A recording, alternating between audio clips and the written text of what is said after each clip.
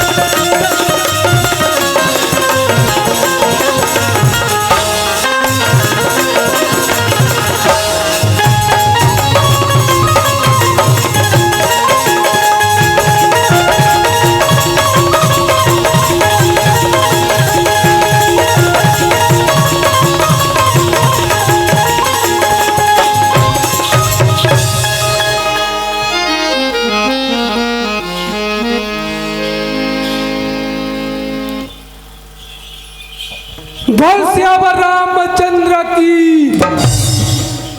ए दे संगवारी हो, तू मन सब जन जानत हो, काला जानत हो, कुछ ला नहीं जानत हो। वो अजीब बात है, तू मन सब जन जानत हो। तू मन का जात हो तेला मैं जानत हूँ, और मैं का जात हो तेला तू मन जानते छो। तू मन सब जन बड़े बड़े जात के हो, ऊंचा ऊंचा जात के हो, और मैं अतकी बड़ जात के हो महतारी हो। कैसे तू माला बड़े जात की थे, तू ही माला की थे आदिवासी। यह लंबा जात के हो तू मन, और तू ही माला की थे सतनामी। ये 3 हाथ लंबा है दादा, और मैं का जात हो जानत अतकी बड़ हेलो कुर्मी जात के हूँ। मैं हाँ कुर्मी जात के हूँ। तुहरे मन के बनी भूती ल कमा के मोर नान लोग लड़का के मुंह में पसिया लडारत हूँ महतारी हो। मोर भैया कहरी सवय अब अरे बाबू ए बस्ती मैं तो संत समाज के दर्शन कराऊँ कहरी लगते मोर भैया अगुआ के है, मैं हाँ पछुआ के हाँ दौड़ के मोला जाना चाहिए। चल संगवारी मोहबीर सिंह कहते हम आबे रे भाई तुमर गामा मैं तो संत समाज के दर्शन कहूँ कहीं, मगर अभी तक की पता नहीं है कौन जगह जाके पता लगा के आ जाओ। चली जाना चाहिए।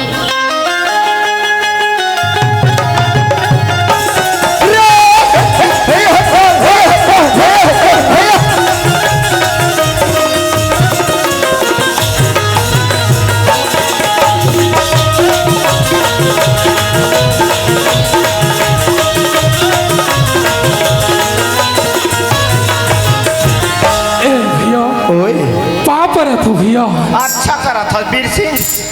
ए बता मोर भैया। हाँ अरे दुनिया के पापर थे मोर भैया। अच्छा बढ़िया मस्त आशीर्वाद देते संगवारी। सही बात है। और मैं हाँ तोर पाँव परत। हाँ कैसे मोला अच्छा करत की ए वीर सिंह तय मोर पाँव परे से ना मैं तोला कहते खराब करा था सरे वीर सिंह कहते तोला गुस्सा आ जाती मोला गुस्सा आती देखर से ती अच्छा करा था वीर सिंह के। हाँ वाह मोर भैया। हाँ तय मोला कह रहे अब रे बाबू ए बस्ती मैं तोला संत समाज के दर्शन कराऊं कह रहे। बिल्कुल कहाँ है वो संत समाज के मोला दर्शन कराते मोर भैया। ए वीर सिंह आज मैं तोला संत समाज के दर्शन करवा था मोर भाई। ये जम्मू बैठे ना यही मतलब संत समाज कहे जाते ये जम्मू बैठे थे ना संत समाज है। लेकिन मोला एक तो बात समझ में नहीं आवा। का बात के ए डहरा हाँ एमएलए हाँ हाँ एमएलए से ए पार बड़े बड़े पागा वाले बढ़िया है बढ़िया है बढ़िया है। और ये बड़े बड़े मेछा है ये बड़े बड़े पागा वाले कहते समझ आ जाते। हाँ। ये बड़े बड़े मेछा वाले झन कना रे का बार कई झन बिन मेछा के बैठे हो सियान हाल देख तो अरे हाँ सही बात लगे है ओसियान के मेछच नहीं है। हाँ हाँ ए मन कौन है? ए मन हम पीता है ए मेरा। हाँ हाँ ए दे आगू में मस्त मुड़ी ला ढाक के बैठा है। अच्छा ए मन कौन है? ए मन हम माता है। ए मन हम पीता है। ए मन हम माता है। कौन कहते रे चंडा? हाँ ए मन ला पिता ए मन ला माता कौन कहते? मैं कथा सारी दुनिया कथे। अरे तय कहा हाँ सारी दुनिया का है। अच्छा चाहे सिंहपुर के मन का ये काय सिंहपुर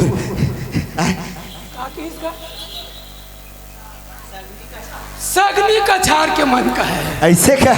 हाँ हाँ लेकिन इमला माता या पिता मैं नहीं। ए बेसी अरे जेनी अपन भूख के कवरल छीन के तोला खाइले सिखोई उंगली पकड़ के सारी दुनिया चन्ना सिखोई ते लगता माता पिता न होके तोरे सर पापी ला चूलू भर पानी में डूब के मर जाए जरूरी। अरे तय कहा हाँ तोर पूरा परिवार का है। अच्छा चाहे विष्णु देव साय साय कहे। अच्छा लेकिन इमला माता या पिता ए बेसी एला माता पिता मैं कहूँ मोर परिवार कही और घर में नान ना लूरू बुटू लई कहे तेनो कहे मोर घर में नान ना लोग नहीं कहे तेनो कही। लेकिन इमला माता या पिता मैं नहीं। ए बिरसी इमला माता पिता नहीं कहो कथस तिमला काय कथे मोर भाई सुनत है मोर भैया। हाँ पिता कौन लगे थे जाना था? अच्छा कौन लगा थे?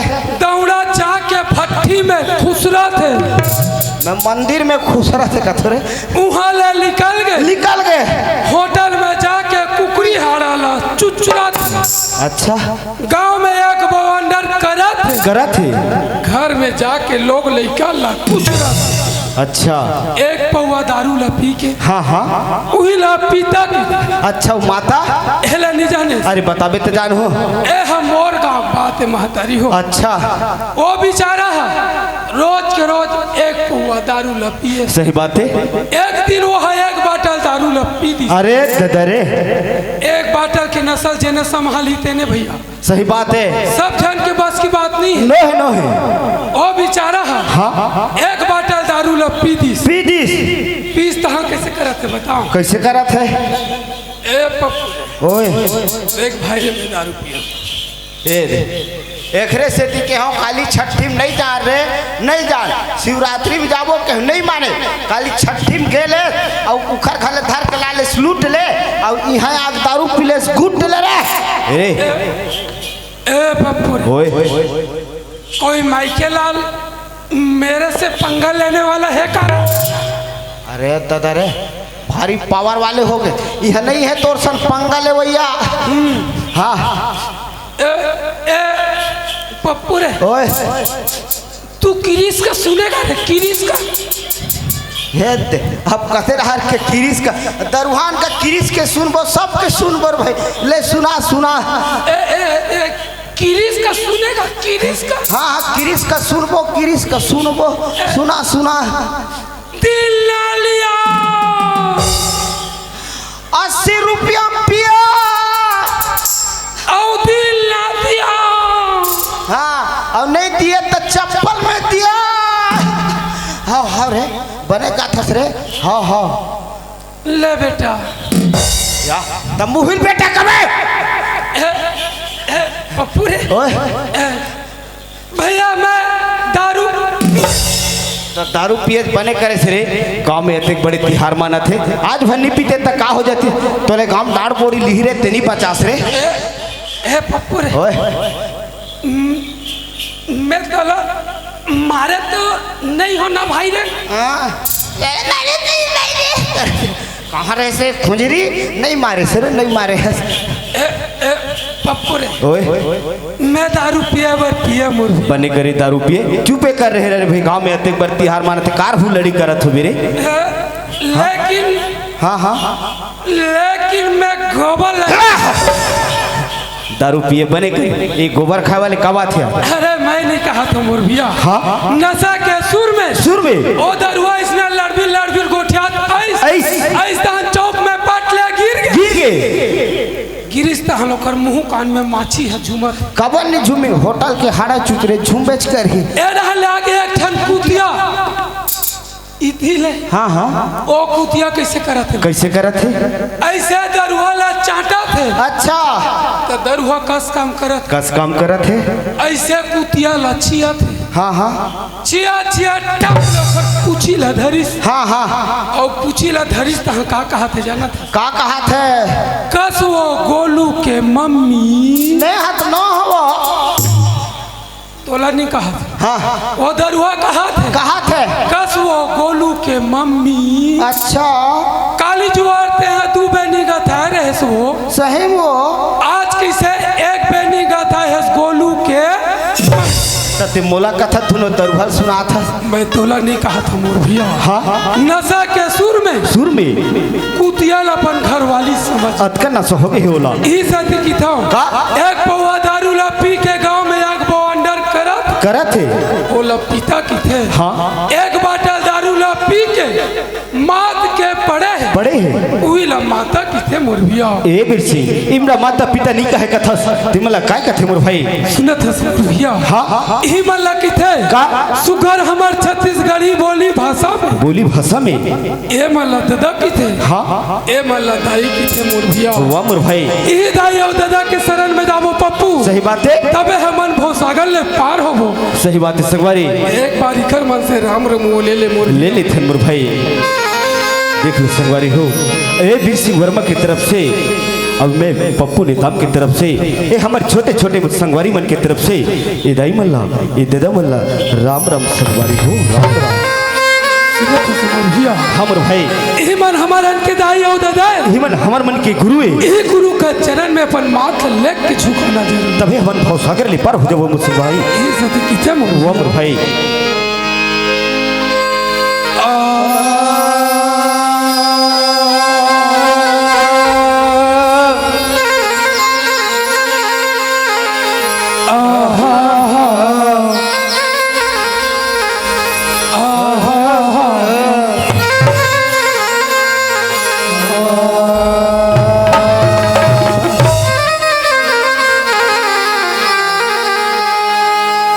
माला टोपी सुमरनी वो हमर भाई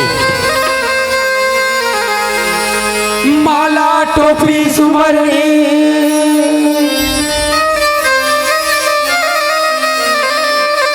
की गुरु ने दिए बकसी, वो हमर भाई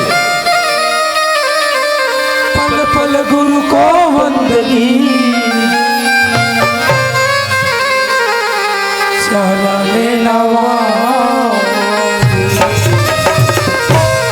हमर भाई सुनत मोर भैया। हाँ इला कोई संत का कहे जानत का के है गुरु मूर्ति गति चंद्रमा, वो हमर भाई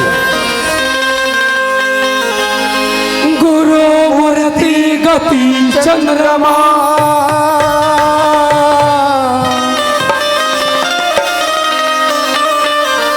सेवक ने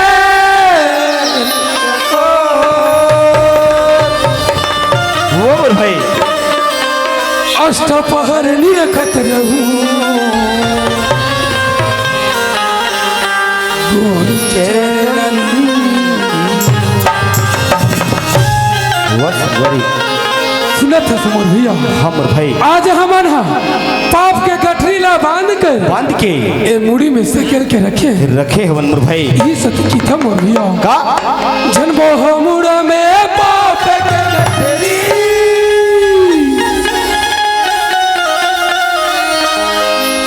जनबो हो मुड़ा में पाप के गठरी एक दिन भोगल पड़ी सुनत मोर भैया। हमर भाई आज मोर गांव में हाँ दिन भर कमावे संगवारी अच्छा 150 रुपया हाजिरी देते अच्छा तोर गाँव में मोर गांव में सही बात है उही में के कुछ हिस्सा ला अच्छा घर में मोर दाई और दादा है मोर भैया वो हमर भाई मैं उही मन लेके धरा देता हूँ सही बात है संगवारी पैसा ला धरते हर थे तब कहते का ये पैसा मोर बेटा कमा के लाने है कहा वो पैसा की बड़ाई करत थे मोर भाई उही में के कुछ हिस्सा ला कुछ हिस्सा ला घर में मोर नाना लोग लिखे है मोर भैया वो हमर भाई मैं उही मन ला धरा देता हूँ संगवारी अच्छा पैसा ला धरते हर थे दौड़ा दुकान डहर जाते अच्छा दुकान में गीस तहर बाबा जी टुल्लू ली तहन ओकर खुशी ला का पूछत हस मोर के एक मतलब ये है काहे मोर जंगल चला थे चलत थे घर में मोर दाई दादा मन मोला भावा थे तोला भावा थे नान नान लड़का मन मोला भावा थे तोला भावा थे छह दिन मोर जंगल नहीं चली मोर भैया दिन दिन तोला घर ले धक्का मार के निकाल दे वीर सिंह वही दिन का कहूँ जानता का कबे पछतावे हंसायन बनाए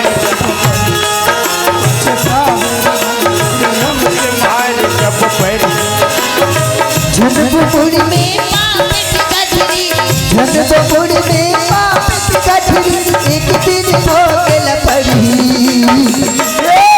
पछतावे रे हंसा अंत मार्ग जब पड़ी पछतावे रे भाई अंत मार्ग जब पड़ी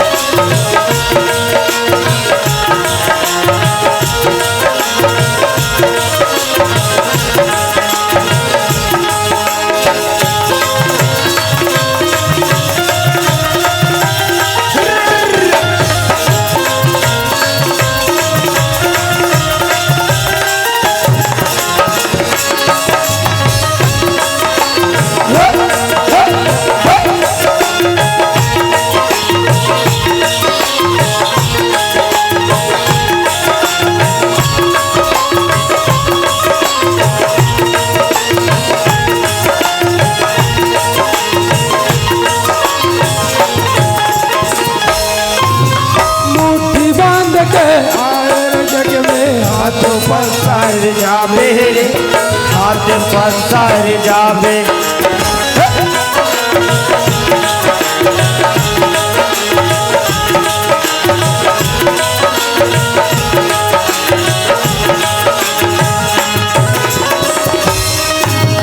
मुट्ठी बांध के आए जग में हाथ पसारे जाबे रे हाथ पसार जाबे गर्भ गुमान मिल छोड़ दे नहीं तो यम के द्वार पे जाबे रे यम के द्वार पे जाबे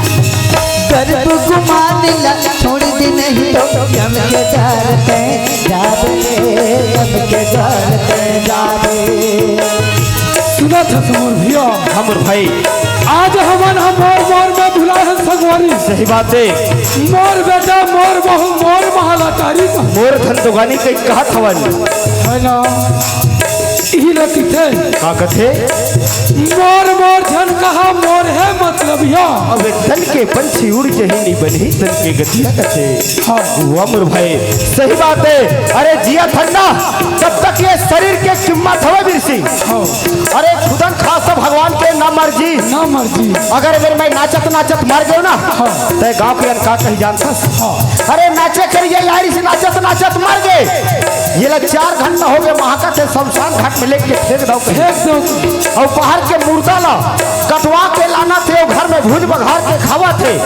ओखर कीमत है मगर ये मानव तन के कोई कीमत नहीं है कोई कीमत नहीं है संगवारी सुना था हाँ एक अप्रैल में 40 रुपया मीटर मिले हम और भैया बिल्कुल एला में 40 दिन महीने है एक फुल गारंटी गारंटी है मगर मानव तन का 40 सेकंड गारंटी नहीं है संगवारी ये सब कितना मर भैया का कथन मोटी मोटी बांध के आए जग में हाथ पसारे जाबे हाथ पसारे जाबे गर्भ गुमान न छोड़ दे नहीं तो यम के द्वार पे जाबे यम के द्वार पे जाबे धन तो गानी तो सब मन जाई धन तो गानी तो सब मन जाई ये चले छुट जाई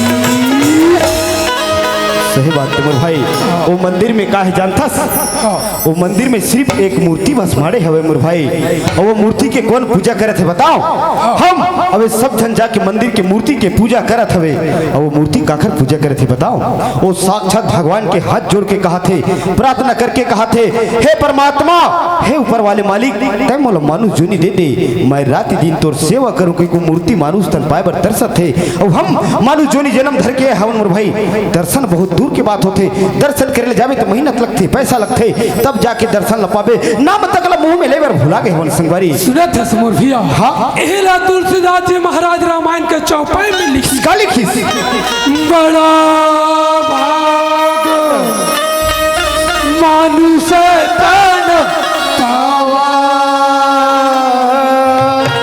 हुआ मोर भाई सुर दुर्लभ सातो ग्रंथ 4,84,000 योनिला भटक भटक के ए मानुष तन पाए हन मोर भैया सही बात है मानुष तन पा के माया माम भुला भुला गए हवन ई सती किथा मोर भैया का पछतावे हंस यम के नार जब पछताते रे भाई मोर अंत मात जब करही पछताते रे अंत मात जब करही धन को बुर में पाप की कथनी धन को बुर में पाप की कथनी एक दिन को गला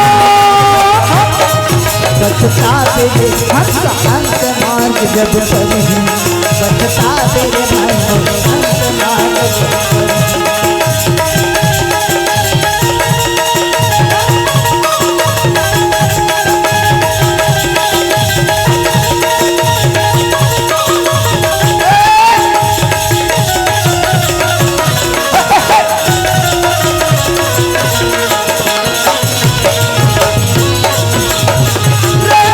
पछताते भाई अंत मार्ग जब करही पछताते बेरे हंसा अंत मार जब करही बचता बेरे भाई मोर अंत मार जब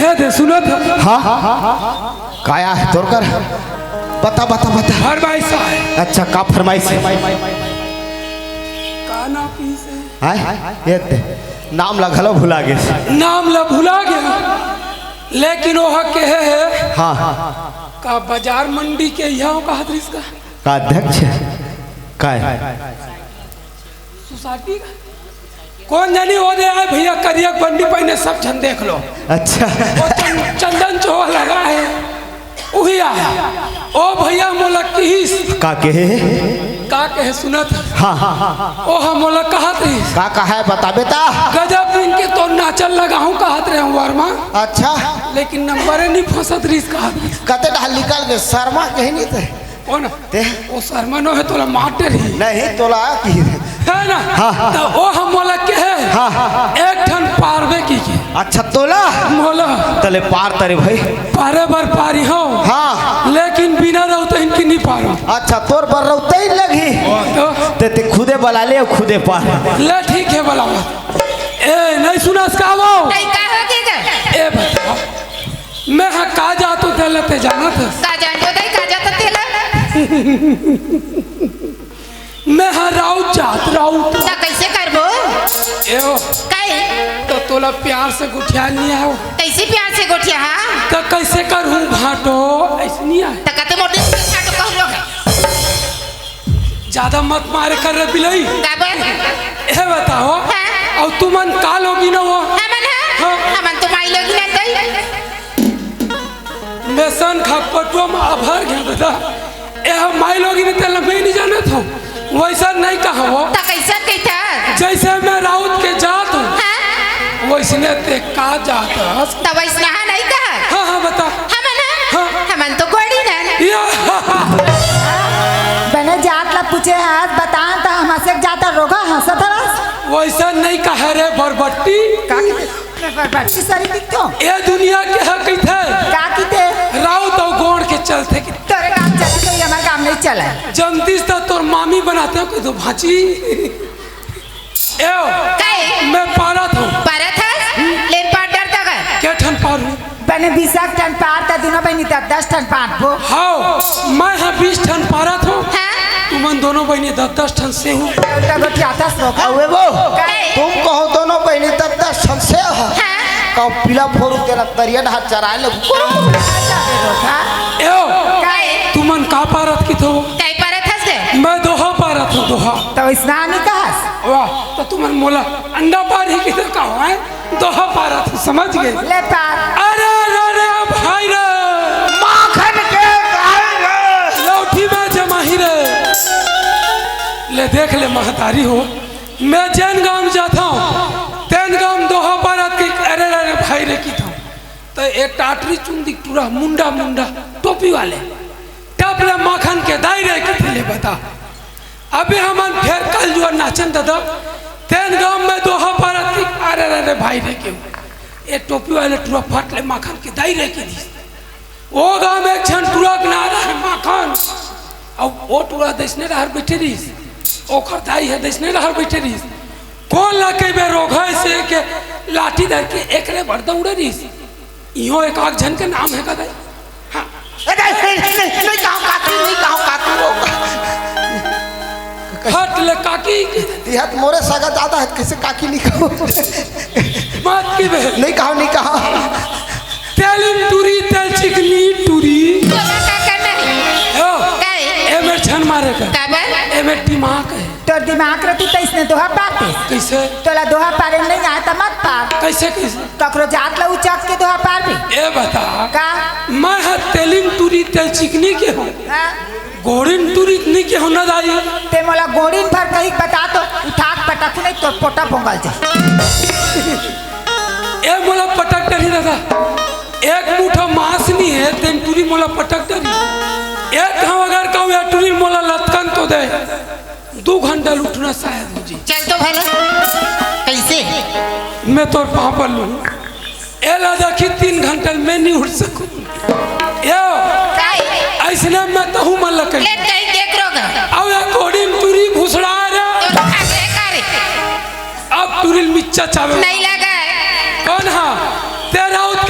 नहीं देखे टूरी जाना तो मैं राउत मन के सारी चीज जाना था ते का जाने सो राउत मन है 4 दिन 5 दिन मन हाथों ते नहीं जाना ठीक है क्या कर दे सरो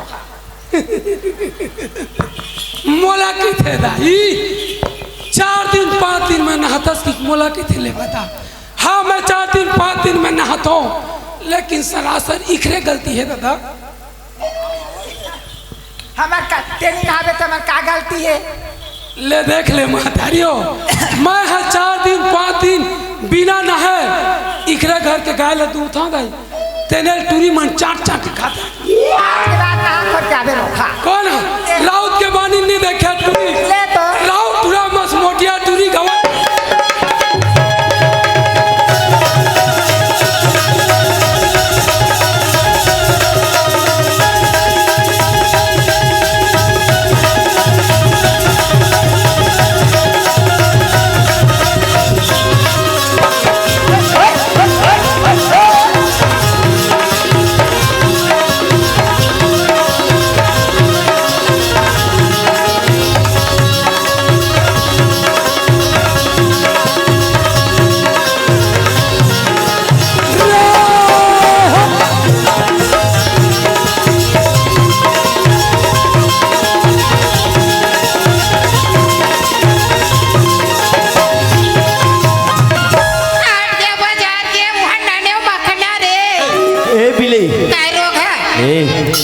मोला रोखा हुआ झन का है नहीं देखा लोटी परी तो कबरी बन जावे बता तो पथना कैसे करबे तोर मुड़ी का चार हां मरहो धुन बाछू बिलई मरद चाहे 50 रोग है बकरा के धुन मखना की मैं पथना सुने फाटा मुड़ी के धीरे धीरे नाचे रहो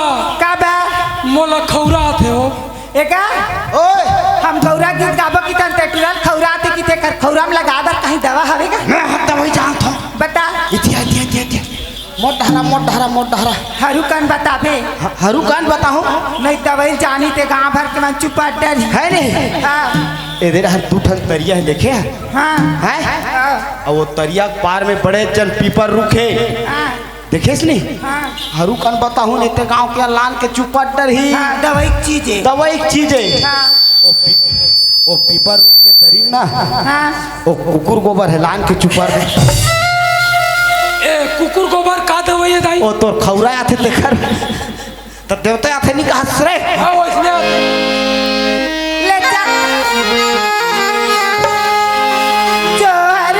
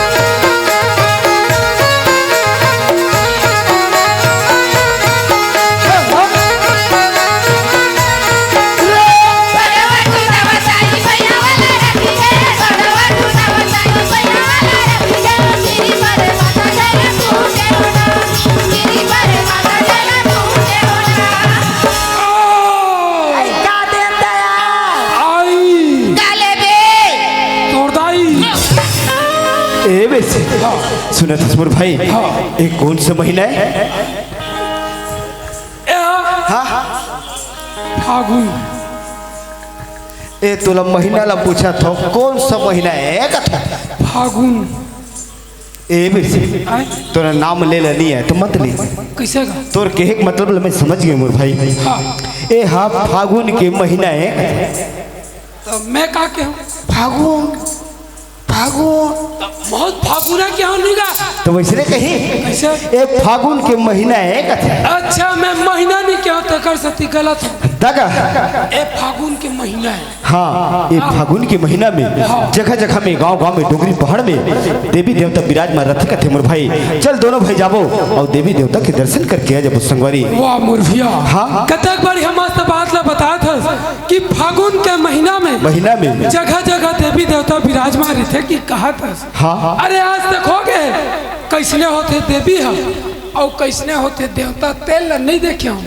तोर संग में जाऊं देवी और देवता के दर्शन ला करके अपन चोला की मुक्ति करा लूं। ले चल मोर भाई। चल